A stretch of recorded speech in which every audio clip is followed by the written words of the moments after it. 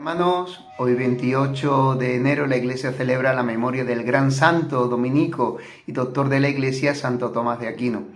Santo Tomás de Aquino es, entre otros títulos, llamado el doctor angélico, por lo elevado de sus pensamientos y su sabiduría. Es por ello que ha quedado constituido como patrono de los estudiantes. Nació en el castillo de Roccasecca, cerca de Nápoles, en el sur del Lazio italiano, en 1225. La familia de los condes de Aquino descendía en línea directa de los lombardos. Landulfo, el padre de Tomás, era caballero. Su madre Teodora era la ascendiente del pueblo normando. Por su físico, Tomás era más nórdico que meridional, de estatura imponente, anchas espaldas y tez clara. Era alto, grueso, bien proporcionado, de frente despejada, porte distinguido y una gran amabilidad en el trato y mucha delicadeza de los sentimientos en el trato con los demás.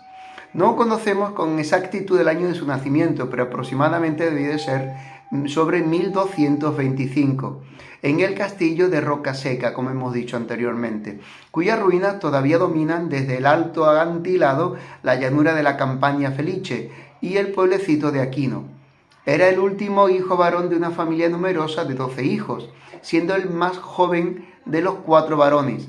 Tenía también algunas hermanas, la más joven de las cuales murió fulminada por un rayo en la misma habitación que ocupaba el santo. Este escapó ileso. Se dice que tuvo durante toda su vida mucho miedo a las tempestades y que acostumbraba a refugiarse en alguna iglesia cuando caían rayos. De ahí nació la costumbre popular de venerar e invocar al santo como abogado contra las tempestades y la muerte repentina.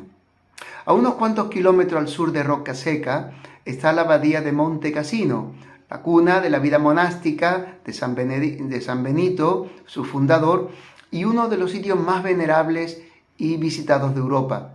Allí estuvo Santo Tomás como oblato, de niño, desde los 5 años hasta los 12, cuando era abad de un pariente suyo llamado Landulfo Simbaldo. Y allí recibió la primera instrucción. Sus padres le sacaron de la abadía, probablemente debido a la turbulencia del momento, y le enviaron a la Universidad de Nápoles, donde estuvo durante 5 años, e hizo sus primeros discípulos. En Nápoles se sintió atraído por la orden de predicadores, por los dominicos, fundada por Santo Domingo de Guzmán, a cuya iglesia iba con frecuencia. Sus amigos, los frailes, le vieron con frecuencia absorto en oración, con el rostro resplandeciente, y uno de ellos, el padre de San Julián, exclamó en cierta ocasión: «El Señor te tiene reservado para nuestra orden». Santo Tomás confió al prior que tenía ardiente deseo de ingresar en el convento. Teniendo en cuenta la oposición de su familia, el prior le aconsejó que cultivase su vocación y esperase 3 años. El tiempo no hizo más que confirmar su vocación, y entonces Tomás tomó el hábito de Santo Domingo hacia los 19 años de edad. La noticia causó gran indignación en Roccasecca.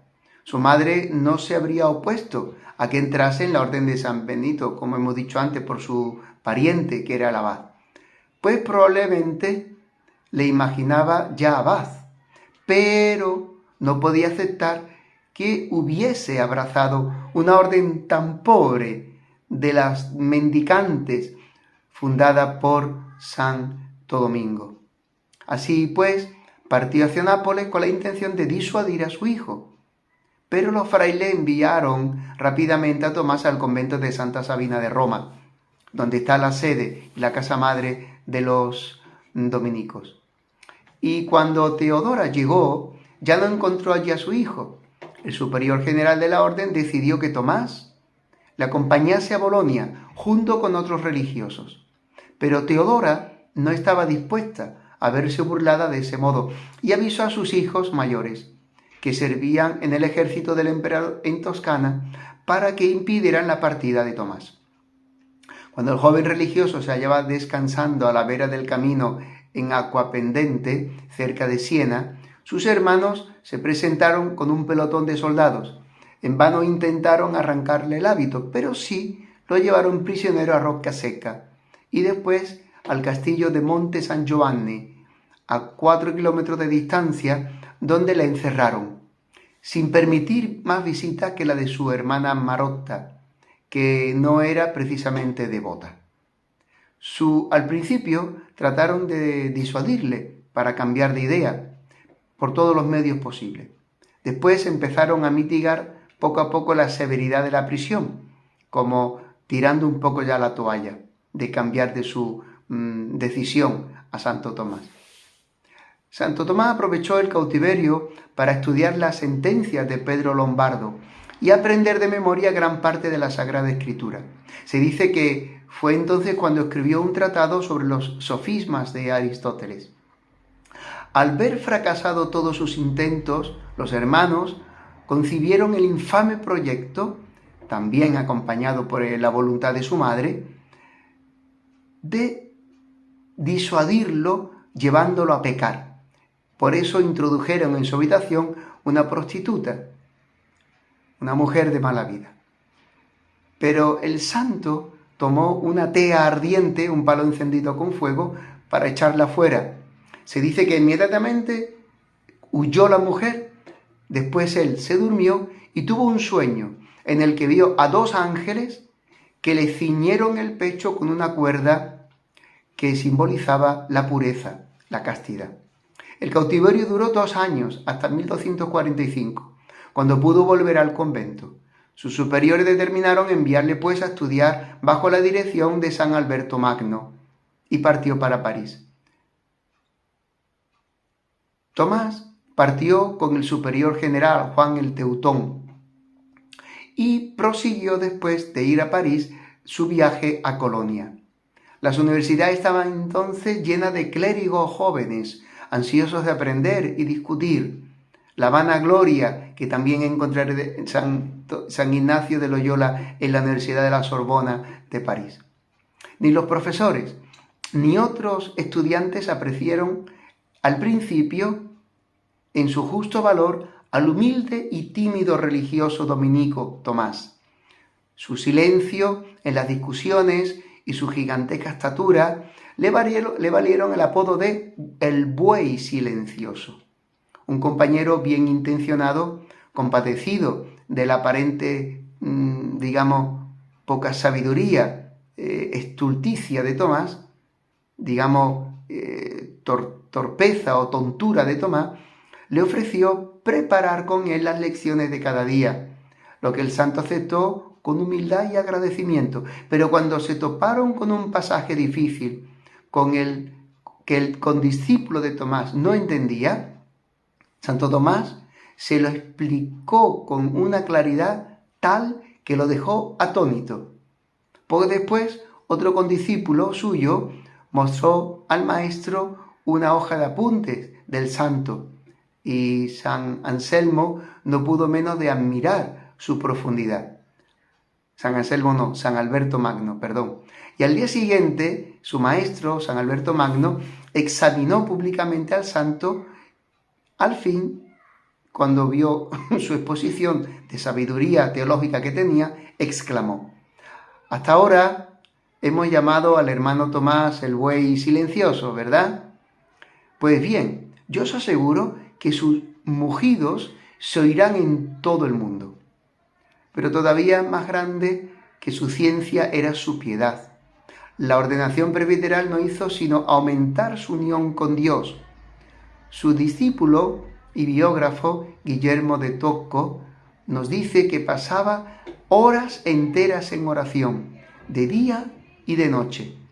Al llegar a la misa, al momento de la consagración, observó que Tomás, absorto en los divinos misterios y alimentado en sus frutos, se deshacía en lágrimas.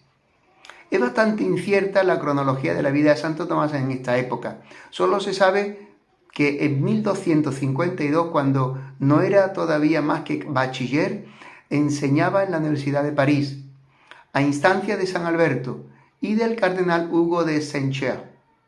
Se hace notar que el sistema de los grados académicos no era entonces el mismo que ahora. Generalmente se conferían algunos méritos alcanzados en la enseñanza.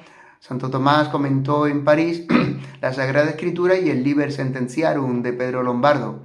A este propósito escribió sus comentarios sobre el libro de las sentencias, sobre Isaías y sobre el Evangelio de San Mateo. 4 años más tarde se le confió la cátedra ya de doctor, encargado de enseñar, discutir y predicar. Hacia el fin de este periodo empezó a escribir la Summa contra Gentiles. Del 1256 al 1268, que ya era profesor, el más popular de París, estuvo en Italia, donde se le nombró predicador general y profesor de la escuela de la corte pontificia para alumnos selectos. Santo Tomás recorrió toda Italia y tuvo ocasión de enseñar y predicar en muchas ciudades. Hacia 1266 empezó a escribir la más famosa de sus obras, la Summa Theologiae, la Summa Teológica. En 1269 volvió a París. El rey, San Luis de Francia, le profesaba gran estima. Le consultaba todos sus asuntos de importancia.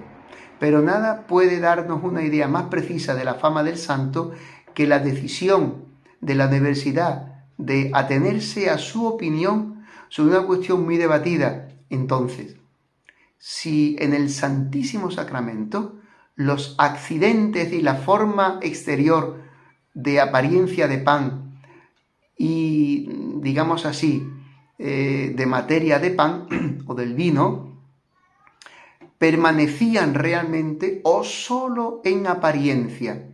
Santo Tomás, tras una ferviente oración, escribió su respuesta en forma de tratado y lo depositó sobre el altar, antes de darlo a la luz pública.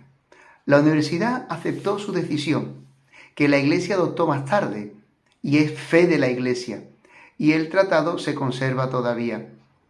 A lo que sabemos, esta fue la primera ocasión en la que el Señor manifestó sensiblemente a Santo Tomás su aprobación por lo que había escrito, diciéndole en una aparición: has hablado bien del sacramento de mi cuerpo. Al oír esto, el santo entró en un éxtasis tan largo que los frailes tuvieron tiempo de reunirse para verlo elevado sobre el suelo.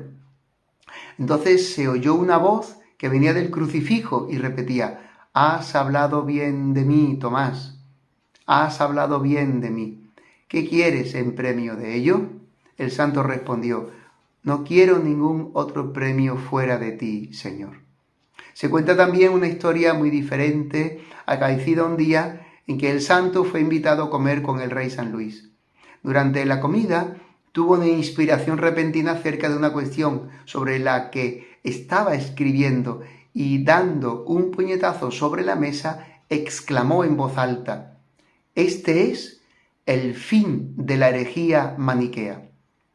Al ver al santo absorto, el prior le tiró de la capa y le recordó que estaba comiendo con el rey. Tomás volvió en sí de su distracción y pidió perdón al monarca. Durante los 2 periodos de su enseñanza en París, la universidad estuvo sacudida por diversas agitaciones. En 1272 estalló una especie de huelga general en las facultades. Justamente en ese momento el santo fue llamado a Italia y nombrado rector de la Casa de Estudios de Nápoles. Ese fue el último cargo que ocupó. Al año siguiente, cuando celebraba la misa de la fiesta de San Nicolás, tuvo una visión que le afectó tan profundamente que dejó de escribir y de enseñar, sin acabar ni siquiera la Summa Teológica. Los hermanos le rogaban, sobre todo el hermano Reginaldo, que terminara sus trabajos, sus escritos, a lo que el santo replicó: ya no es tiempo de escribir. Todo lo que he escrito me parece paja comparado con lo que se me ha revelado.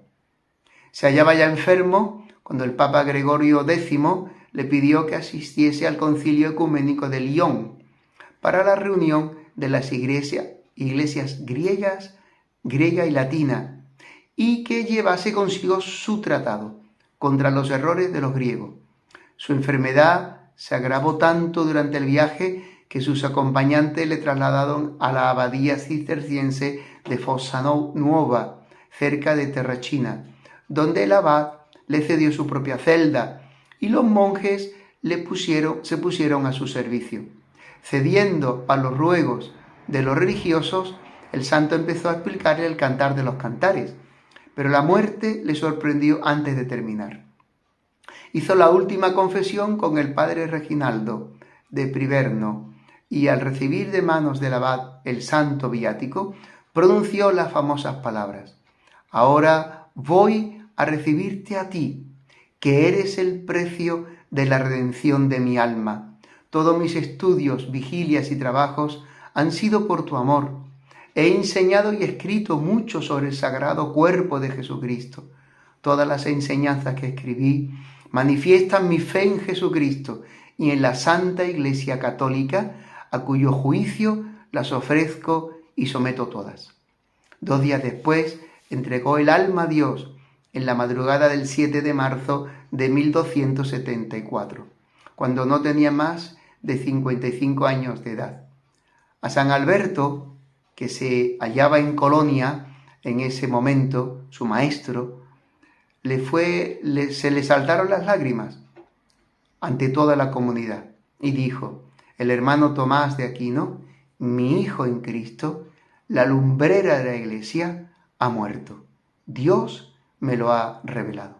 Nos confiamos pues, hermanos, a este grande de la Iglesia, teólogo, padre de la fe, que nos ha ayudado tanto y cuya doctrina sigue sosteniendo como un pilar la fe de la Iglesia Católica. Santo Tomás de Aquino, ruega por nosotros. ¡Feliz día, hermanos!